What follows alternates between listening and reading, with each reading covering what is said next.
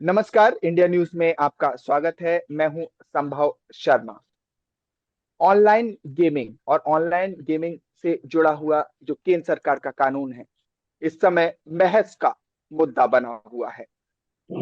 Supreme court इस मामले पर सुनवाई कर रही है।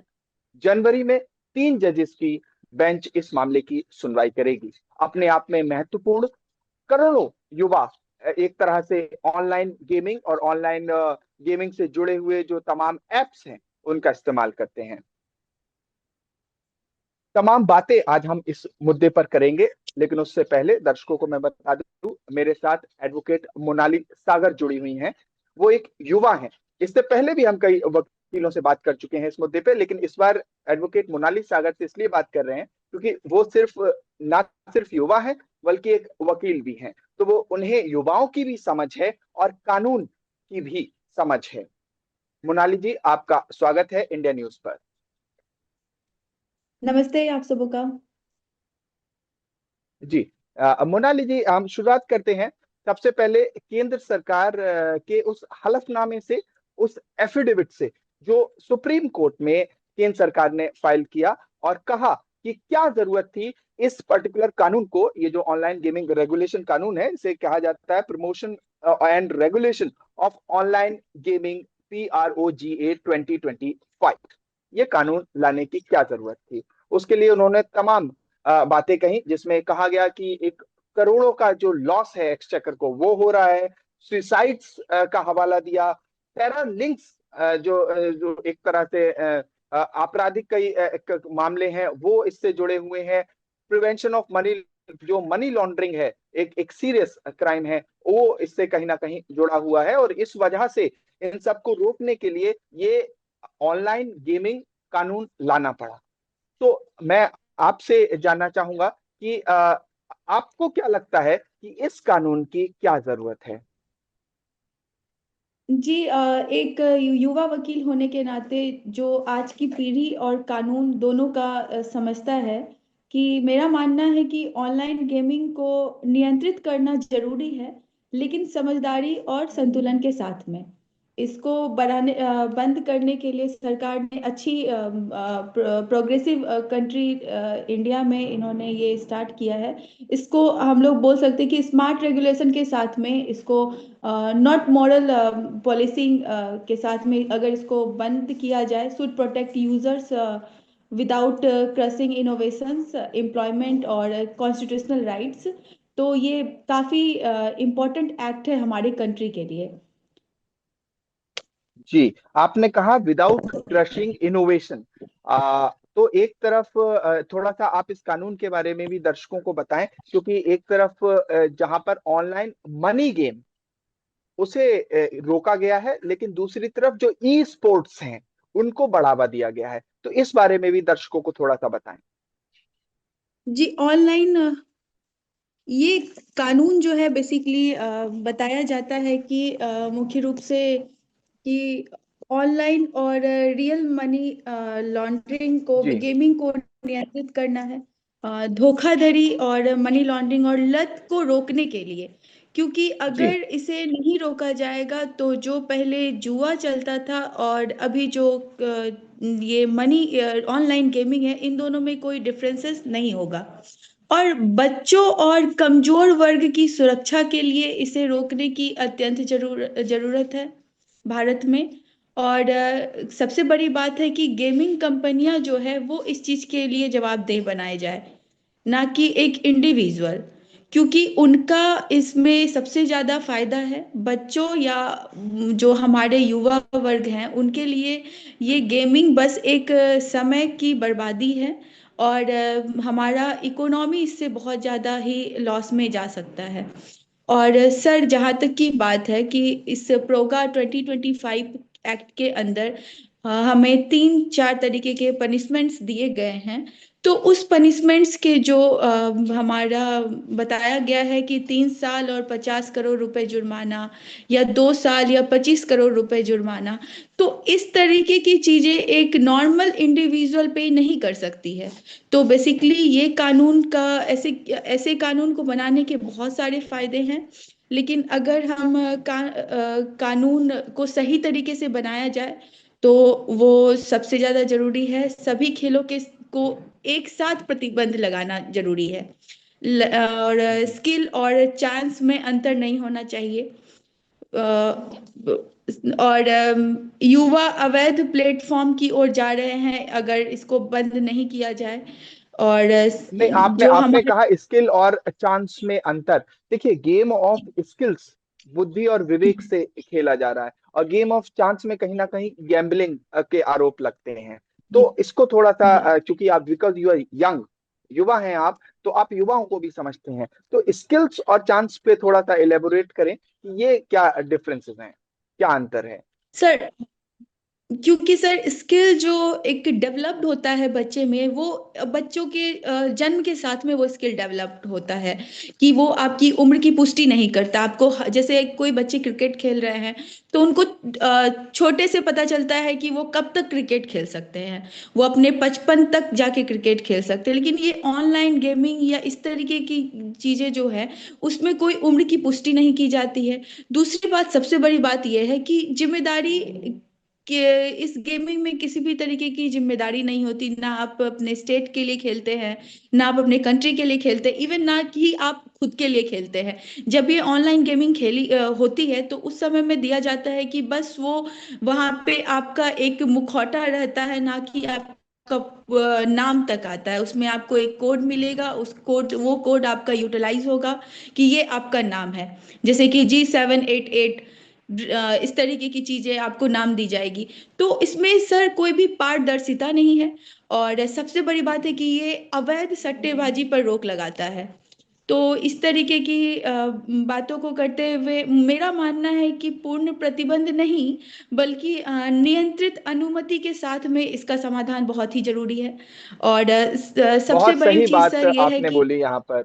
जी जी, जो आपने कंट्रोल्ड वे में इसको आगे बढ़ाने की बात की, ये बहुत सही बात है कि पूर्ण प्रतिबंध से, लेकिन बात ये है कि इससे आगे एग्जीक्यूट कैसे किया जाएगा ग्राउंड जीरो पे। और मेरा आपसे बात करने का मुख्य उद्देश्य यही है, क्योंकि जिस तरह से हम डिस्कस कर रहे हैं कि जो युवा पीढ़ी है, जो किसी मान लीजिए किसी एक राज्य के, कोई एक राज्य जैसे कि छत्तीसगढ़ हो गया, छत्तीसगढ़ के किसी डिस्ट्रिक्ट के किसी गांव में बैठा बच्चा एक ऑनलाइन गेमिंग खेल रहा है, तो उसके जो दुष्परिणाम हैं उससे बचाने के लिए क्या किया जाना चाहिए, ये कानून उसमें कैसे मदद कर सकता है। सर एब्सोल्युटली आपका कहना बहुत, मतलब आपका क्वेश्चन बहुत ही इम्पोर्टेंट है। सर, हमारे कॉन्स्टिट्यूशन में कुछ चीज़ें हैं जो हमारे लिए हैं, बच्चों के लिए हैं, जैसे directive principle of state policy. तो इन सभी चीज़ों में सर मैंने पहले भी बोला कि हमें स्किल वर्सेस चांस को अप्लाई करना चाहिए। सबसे पहली बात है कि जो एज वेरिफिकेशन है वो सबसे ज़्यादा ये यूटिलाइज होना चाहिए। स्पेंडिंग लिमिट्स, आप कितना समय उसमें दे रहे हो, इसका एक कंट्रोलिंग सिस्टम होना चाहिए। सबसे उसके बाद आता है आपको कि consumer protection, not punishment but consumer protection होना चाहिए। क्योंकि आप हर हर चीज में अगर आप पनिशमेंट को घुसाते हो तो वो कानून का बहुत एक इंडिविजुअल होने के नाते, एक नागरिक होने के नाते मुझे लगता है कि किसी ना किसी को मन होता है कि वो इस तरीके के प्लेटफॉर्म पे रहे, लेकिन वो पनिशमेंट समझ के वो नहीं रहेगा, लेकिन उसको बहुत ही अलग तरीके से करना चाहिए। और सबसे इम्पोर्टेंट चीज है जो मैं बताना चाहूंगी कि जिस जी तरीके से गाड़ी चलाने के लिए लाइसेंस की जरूरत होती है, उस तरीके की इस जी चीज ये गेमिंग के लिए भी लाइसेंस होना जरूरी है। उम्र की जांच की जाए, लाइसेंस हो, आपका स्किल कितना जरूरी है वो हो, अवैध सट्टेबाजी से बच्चे बचे है, क्योंकि इससे हमारा इकोनॉमी सबसे ज्यादा इफेक्ट पड़ता है। और मानसिक स्वास्थ्य समस्याओं का भी ध्यान रखा जाए। और क्योंकि ये एक ऐसा चीज है जिसमें कि बच्चे, हमारे बहुत सारे यूथ ये बोल सकते हैं कि बहुत सारे कंट्री आगे बढ़ गए हैं टेक्नोलॉजी में, अगर इस तरीके से बंद किया जाएगा तो हमारा देश पीछे रह जाएगा। तो ऐसा बिल्कुल नहीं है। ऐसा बिल्कुल भी नहीं है। टेक्नोलॉजी को पॉजिटिव वे में अगर हम लेके जाते हैं तो हमारा रोजगार भी पैदा होगा, राजस्व भी उत्पन्न होगा, तो हमारे लिए कहीं से भी लॉस नहीं है। मेरा यही मानना है कि समझदारी से बनाया गया कानून देश को फायदेमंद बनाता है, ना कि कठोर और प्रतिबंध कानून। हम्म मोनाली जी, मैं एक दो चीजें और ऐड ऑन करना चाहूंगा यहाँ पर। जब सुप्रीम कोर्ट में इस मामले पर बहस हो रही थी, तो जो ये ऑनलाइन गेमिंग कंपनीज की तरफ से कुछ वकील थे, उन्होंने ये कहा कि इस कानून पर त्वरित सुनवाई की जरूरत है और एक तरह से स्टे की मांग की गई। और इस पर यह भी कहा गया कि जो पूरा व्यापार है वो स्टैंड स्टिल एक तरह से रुक गया है, और जॉब लॉस बहुत बड़े स्तर पे हो रही है, और इस वजह से इस कानून पे अभी रोक लगा देनी चाहिए। और इसके अलावा जो मनी गेमिंग है, उस पर जो केंद्र सरकार ने कहा है कि वो सिर्फ मनी गेमिंग को रोकने के लिए, ऑनलाइन जो मनी गेमिंग है, सट्टेबाजी है, उसको रोकने के लिए एक तरह से ये कानून लाए हैं। तो इस पूरे दोनों तरफ की जो बातचीत है कोर्ट में रखी गई है, इसको आप कैसे देखते हैं? और खासकर युवाओं के पर्सपेक्टिव से, कि अगर हम, आप और हम जो बात कर रहे हैं, उसे जब कोई युवा सुन रहा होगा, या कोई जो ऑनलाइन गेमिंग खेलता है, जो ये अलग अलग प्लेटफॉर्म से खेलते हैं, वो उन्हें किस तरह से इसे समझना चाहिए? क्योंकि एक सुप्रीम कोर्ट की बहस है, हायर कोर्ट्स की बहस है, इसे आम जनमानस कैसे समझे? सर, क्योंकि सुप्रीम कोर्ट में इस रेगुलेशन के बारे में ये बताया गया कि ये एक एडिक्शन, फ्रॉड, मनी लॉन्ड्रिंग और एक्सप्लॉयटेशन है। इसमें चैलेंज किया गया आर्टिकल 19(1) और 19 क्लाउज 1 और आर्टिकल 14 को। सर, मेरा ये कहना है कि outright bans instead of structure regulations, मतलब imposes outright bans instead of structure legislation. मतलब जो एग्जिस्टिंग जुडिशियल प्रेसिडेंट्स हैं उसको रिकॉग्नाइज किया जाए स्किल बेस्ड गेम्स पर। और बात रही सर जहाँ तक कि रेगुलेशन इज जी। नीडेड, और सर कंट्री के लिए as a young lawyer who understand both youth culture and constitutional law, I believe that regulation of online gaming is necessary, but over regulation और blanket bans from the country जी। More than they help. Hmm क्योंकि sir ऐसा है कि India has one of the fastest growing gaming and startup ecosystem.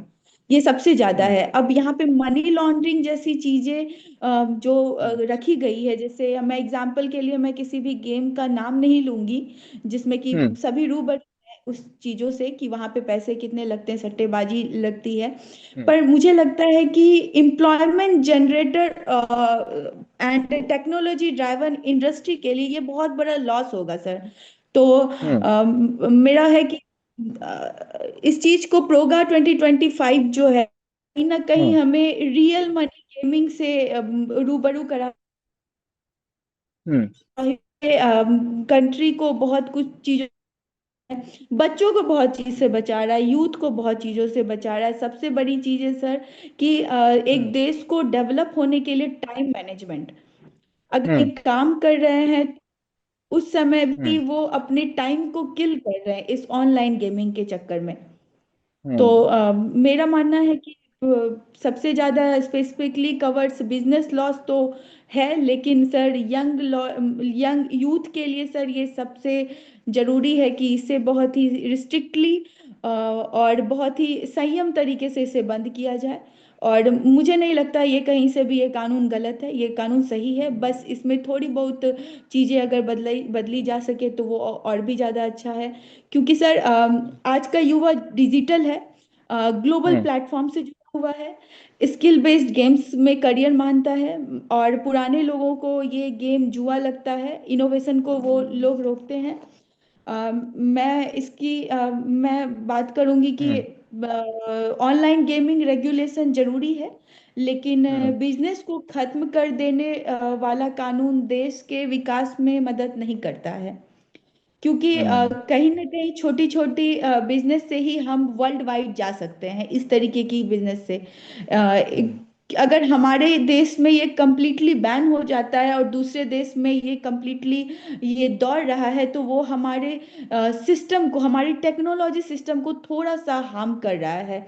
एक संतुलित और संवैधानिक और युवा अनुकूल नीति ही देश, सरकार और युवाओं तीनों के हित में होना चाहिए।